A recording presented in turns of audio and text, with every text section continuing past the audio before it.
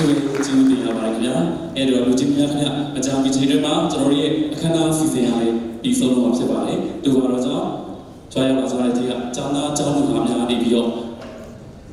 ခွဲခါပြီးပါကျွန်တော်တို့တကယ်ချင်းတွေးဆိုတဲ့တချင်လေးနဲ့ကြော်ပြတင်ဆက်မှာဖြစ်ပါတယ်ခင်ဗျာ